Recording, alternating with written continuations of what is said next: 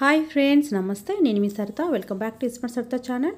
Friends, ఈరోజు మన వీడియోలో వరలక్ష్మీదేవి వ్రతం రోజున అమ్మవారికి కలశం ఎలా స్థాపించాలి, కలశంలో ఏమేమి వేయాలి అనే విషయాల్ని ఈరోజు మనం వీడియోలో చూసేద్దాం. మొదటిసారి కలశం స్థాపన చేసేవాళ్ళు, అలాగే కొత్తగా పెళ్ళైన వాళ్ళు ఈ వీడియోని చూస్తే మీకు క్లియర్గా అర్థమవుతుంది.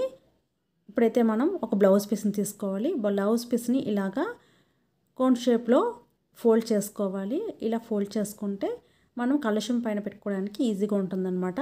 మరి పెద్దగా కాకుండా ఇలాగా 3 పొరలుగా వేసుకొని మనం మడత పెట్టుకున్నామంటే కొంచెం చిన్న సైజులో వస్తుందన్నమాట. అప్పుడు మనం పెట్టుకోవడానికి ఈజీగా ఉంటుంది.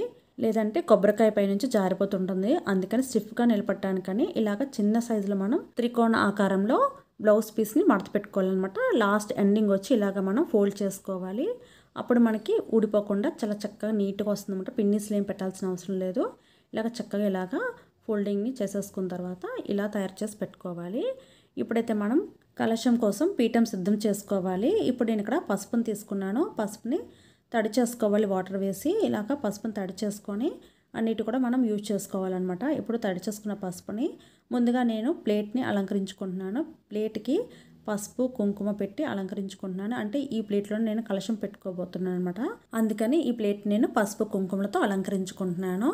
మనం ఈ పూజలో వరలక్ష్మీదేవి వ్రతం మనం సౌభాగ్యం కోసం చేస్తాము కాబట్టి ఈ పూజలో ఎక్కువగా మనం పసుపు కుంకుమలను తప్పనిసరిగా ఉపయోగించాలి. మనం ఉపయోగించే ప్రతి వస్తువు కూడా మనం పసుపు కుంకుమలతో అలంకరించుకోవాలి.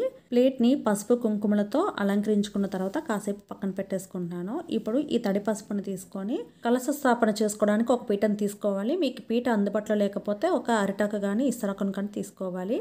నేలపైన అయితే అస్సలు పెట్టుకోకూడదు. ఇప్పుడు ఈ పీటకి నిండుగా పసుపు రాసుకోవాలి. ఇలా పసుపు రాసుకున్న తర్వాత అష్టదళ పద్మ ముగ్గును వేసుకోవాలి. తప్పనిసరిగా ఈ పద్మ ముగ్గును వేసుకోవాలండి. అష్టదళ పద్మ ముగ్గును వేసుకోవాలి. ఈ పద్మ ముగ్గును వేసుకోవడానికి తప్పనిసరిగా బియ్య పిండి అంటే వరి పిండినే ఉపయోగించాలండి. మనం రెగ్యులర్గా ముగ్గు వేసుకునే పిండి అంతా చాక్ పీస్ కానీ ఇది కూడా యూజ్ చేసుకోకూడదు. వరి పిండితో మాత్రమే ఈ అష్టదళ పద్మ ముగ్గును వేసుకోవాలి. ఇప్పుడైతే ఎడ్జెస్ను కూడా ఇలాగా అంటే పద్మ ముగ్గుకి 4 పక్కల కూడా ఇలాగ బోర్డర్ అనేవి వేసుకోవాలండి. తప్పనిసరిగా వేసుకోవాలి. ముగ్గు మధ్యలో ఉండాలి. ముగ్గు చుట్టూరా కూడా ఇలాగ బోర్డర్స్ అనేవి వేసుకోవాలి. ఇలా వేసుకొని పీఠంని సిద్ధం చేసుకోవాలి. ఇప్పుడు ఈ పద్మ ముగ్గులో పసుపు కుంకుమ వేసి అలంకరించుకోవాలి. అంటే ఈ పద్మ ముగ్గు లక్ష్మీదేవితో సమానం అన్నమాట. లక్ష్మీదేవిని ఆహ్వానించి ఆశీనురాలు చేయటానికని మనం ఇలాగ పసుపు కుంకుమలతో చక్కగా నిండుగా అలంకరించుకోవాలి. ముఖ్యంగా కలశ స్థాపన చేసే ముందు ఇంటి ముందర ముగ్గు వేసుకోవాలి. అలాగే గుమ్మాలకి పసుపు కుంకుమలతో అలంకరించుకోవాలి. ఆ తర్వాత మాత్రమే ఇలా కలశ స్థాపన అనేది మనం చేసుకోవాలి. అంటే పూజని స్టార్ట్ చేసుకోవాలన్నమాట. ఇప్పుడైతే నేను ముందుగా కుంకుమ బొట్లు పెట్టి అలంకరించిన ప్లేట్ని పెట్టుకున్నాను. ఇప్పుడు ఇందులోని బియ్యంని వేసుకోవాలి. నేను ఇక్కడ 3 గుప్పెళ్ళ వరకు బియ్యంని వేసుకుంటున్నాను. మీరు ఇక్కడ ప్లేట్కి బదులుగా ఎర్రటి బ్లౌజ్ పీస్ కూడా వేసుకొని మీరు బియ్యం వేసి కలశ స్థాపన చేసుకోవచ్చండి. ఇప్పుడైతే దీనిపైన నేను తమలపాకును పెట్టుకుంటున్నాను. తమలపాకు కూడా పసుపు కుంకుమలతో అలంకరించుకుంటున్నాను. ఇలా అలంకరించుకున్న తర్వాత మనం కలశం అనేది స్థాపించాలి. కలశం స్థాపించడానికి ముందుగా ఒక ఇత్తడి చెంబు కానీ రాగి చెంబు కానీ వెండి చెంబు కానీ ఏదైనా తీసుకొచ్చండి. స్టీల్ అయితే అసలు పనికిరాదు. ఇక్కడ నేను ఇత్తడి చెంబుని తీసుకున్నాను. ఇత్తడి చెంబుని శుభ్రంగా నీట్గా తోముకున్న తర్వాత ఇప్పుడు ఈ ఇత్తడి చెంబు కూడా పసుపు కుంకుమలతో అలంకరించుకోవాలి. మనం తీసుకునే ప్లేట్ కూడా ఇత్తడిది కానీ వెండిది కానీ రాగిది కానీ అయి ఉండాలండి. స్టీల్ అయితే పనికిరాదు. ఇప్పుడు ఈ తమలపాకు పైన నిండుగా పసుపు కుంకుమలతో అలంకరించుకున్న చెంబును పెట్టుకోవాలి. నేను చెంబు చుట్టూరా 5 బొట్లు అయితే పెట్టుకున్నానండి. మనం ఎప్పుడు కూడా సరి సంఖ్యలో పెట్టుకోకూడదు. బేస్ సంఖ్యలోనే పెట్టుకోవాలి. 3 కానీ 5 కానీ 9 కానీ ఇలా పెట్టుకోవాలన్నమాట. ఇప్పుడైతే ఈ చెంబులో మంచినీటిని తీసుకోవాలి. నీరుని మనం 3/4 వరకు తీసుకోవాలి. కొబ్బరికాయ పెట్టిన తర్వాత వాటర్ పైకో రాకుండా ఉంటాను కానీ మనం 3/4 వరకు తీసుకోవాలి. ఇప్పుడు ఈ నీటిలో పసుపు కుంకుమ అలాగే చందనం వేసుకోవాలి. వరలక్ష్మి అమ్మవారికి ఎంతో ప్రీతికరమైన పసుపు కుంకుమ చందనంతో పాటు సుగంధ ద్రవ్యాలు కూడా చాలా ఇష్టమండి. అందుకని అమ్మవారికి ఎంతో ప్రీతికరమైన యాలకుల్ని ఈ నీటిలో వేసుకోవాలి. 1 కానీ 2 కానీ వేసుకోవచ్చా అండి. ఇందులోనే మనం లవంగాలు కూడా తప్పనిసరిగా వేసుకోవాలి. లవంగాలు పువ్వు ఉండేటట్టు చూసుకోవాలండి. వీటిని కూడా 1 కానీ 2 కానీ వేసుకోవచ్చు. ఇప్పుడు ఇందులోని ఎండు ఖర్జూరం తప్పనిసరిగా వేసుకోవాలండి. ఖర్జూరంని 1 కానీ 2 కానీ వేసుకోవచ్చు. ఈ నీటిలో సుగంధ పరిమళ ద్రవ్యాల్లో ఒకటైన జవ్వాదిని కూడా తప్పనిసరిగా వేసుకోవాలి. జవ్వాది పొడిని వేసుకోవడం వల్ల నీటికి మంచి సువాసన వస్తుందండి. అలాగే పచ్చకర్పూరం కూడా తప్పనిసరిగా వేసుకోవాలి. అమ్మవారికి ఇవి కూడా చాలా ప్రీతికరమైన వస్తువులండి. ఇందులోనే ఒక నాణెంని వేసుకోవాలి. రాగి కానీ వెండి కానీ బంగారం కాయిన్స్ అయినా వేసుకోవచ్చు. మనకి అందుబాటులో ఉండే కాయిన్స్ అయినా వేసుకోవచ్చు అండి. ఇందులోనే ఒక పుష్పమును కూడా వేసుకోవాలి. మీకు అందుబాటులో ఉంటే ధవళం కానీ మరువము కానీ వేసుకోవచ్చు. ఇప్పుడు ఇందులోనే కొన్ని అక్షింతలు కూడా వేసుకోవాలి. నీటిలో ఇవన్నీ వేసుకున్న తర్వాత ఇప్పుడు ఈ కలశం చెంబుకి మనం కంకణం అనేది కట్టాలండి. దీనికోసం 3 కానీ 5 పోగులు కానీ దారం తీసుకొని దీనికి నిండుగా పసుపు రాసుకొని కంకణం తయారు చేసుకోవాలి. లక్ష్మీదేవి ఎక్కడైతే సువాసన భరితంగా ఉంటుందో అక్కడ అమ్మవారు తిష్ట వేసుకొని కూర్చుంటారని పురాణాల్లో చెప్పబడింది. అందుకని మనం సుగంధ ద్రవ్యాల్ని తప్పనిసరిగా నీటిలో వేసుకొని కలశంను స్థాపించుకోవాలి. ఇలాగా మనం కంకణం తయారు చేసుకోవడానికి ఒక తమలపాకును కానీ మామిడాకును కానీ తీసుకోవాలి. ఇప్పుడు ఇలాగా ఫోల్డ్ చేసుకొని ముందుగా పసుపు రాసుకున్న ఈ దారంని మడతలు పెట్టిన ఈ ఆకుకి కట్టుకోవాలి. ఇలాగ ముళ్ళు వేసుకున్న తర్వాత ఇప్పుడు ఈ కంకణంని కలశంకి కట్టుకోవాలన్నమాట. కలశం చెంబుకి తప్పనిసరిగా కంకణం అనేది కట్టుకోవాలి. ఇప్పుడు ఈ కంకణంకి కుంకుమ బొట్టును కూడా పెట్టుకొని ఈ కలశం చెంబుకి కట్టుకోవాలన్నమాట.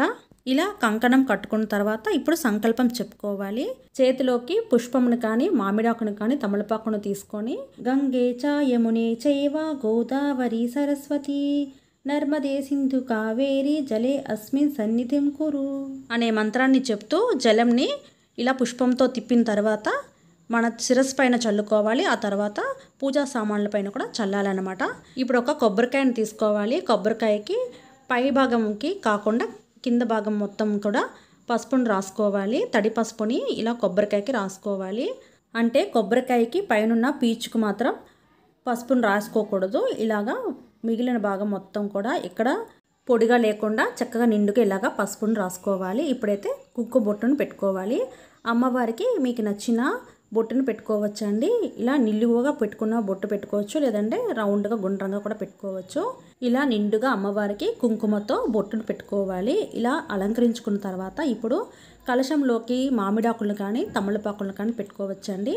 ఇక్కడ ఆకులను అయితే ఖచ్చితంగా 5 తీసుకోవాలండి.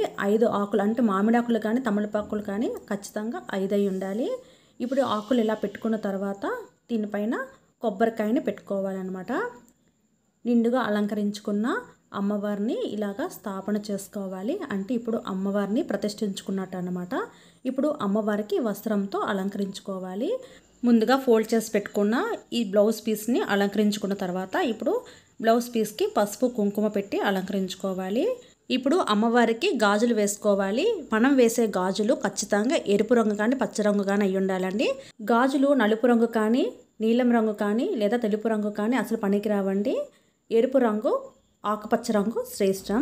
ఇప్పుడు అమ్మవారికి పుష్పాలతో అలంకరించుకోవాలి. ఇలా పూలమాలను వేసుకున్న తర్వాత పువ్వులతో చక్కగా నిండుగా చుట్టూ అలంకరించుకున్న తర్వాత ఇప్పుడు నేను అమ్మవారికి పసుపు తాడును వేసుకున్నాను. దీనికోసం నేను ఇక్కడ 5 పోగుల దారం తీసుకున్నాను. 5 కానీ 9 పోగుల దారం కానీ తెల్లటి దారం తీసుకొని దారంకి చక్కగా నిండుగా పసుపును రాసుకోవాలి. తడి పసుపుని ఇలాగా నిండుగా చక్కగా రాసుకున్న తర్వాత ఇప్పుడు ఈ దారంకి పసుపు కొమ్మును కట్టుకోవాలన్నమాట.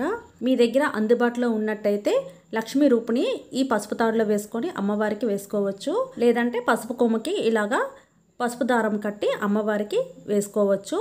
ఒకవేళ మీ దగ్గర కొత్తగా తీసుకున్న లక్ష్మీ రూపు ఉంటే వేసుకోవచ్చండి. లేదంటే మన దగ్గర పోయిన సంవత్సరం వేసిన లక్ష్మీ రూపు ఉంటే ఆ రూపుని మనం పాలలోని పసుపులోని చక్కగా కడిగి అమ్మవారికి వేసుకోవచ్చండి. ఇప్పుడైతే ఈ పసుపు కొమ్ముకు కూడా నేను కుంకుమను పెట్టి అమ్మవారికి ఇలాగ పసుపు తాడిని అమ్మవారికి వేసుకున్నాను. అమ్మవారికి నల్లపూసలు అంటే చాలా ప్రీతికరం అండి. నల్లపూస దండతో కూడా అమ్మవారికి అలంకరించుకోవచ్చు. అలాగే బంగారపు నగలు ఏమైనా ఉంటే కూడా అమ్మవారికి ఇలాగ కలశంలో అలంకరణ చేసుకోవచ్చు. ఇప్పుడైతే దీపారాధన కూడా చేసేసుకున్నాను. వరలక్ష్మీదేవి పూజ చేసేటప్పుడు అమ్మవారితో పాటు స్వామివారిని కూడా పూజించుకోవాలండి. వెంకటేశ్వర స్వామిని అలాగే లక్ష్మీదేవిని ఇద్దరిని కూడా ఈ పూజలో ఇద్దరిని కూడా స్థాపించి పూజ చేసుకోవాలి. నా దగ్గర వెండి వెంకటేశ్వర స్వామి లక్ష్మీదేవి ఉన్నాయి, వాటిని పెట్టుకున్నాను. అలాగే ఇత్తడిలో నా దగ్గర విష్ణుమూర్తి విగ్రహం ఉందండి. ఆ విగ్రహాన్ని కూడా పెట్టుకున్నాను. మీ దగ్గర లక్ష్మీదేవి ఫోటో ఉంటే ఫోటోను పెట్టుకోవచ్చు. అలాగే లక్ష్మీదేవి వెంకటేశ్వర స్వామి కలిసి ఉన్న ఫోటోను కూడా పెట్టుకోవచ్చు. వరలక్ష్మీదేవి వ్రతం చేసుకునేటప్పుడు తప్పనిసరిగా లక్ష్మీ అష్టోత్తరాలు చదువుకోవాలి. లక్ష్మీ అష్టోత్తరాల తర్వాత మనం విష్ణు అష్టోత్తరాలు కూడా చదువుకోవాలి.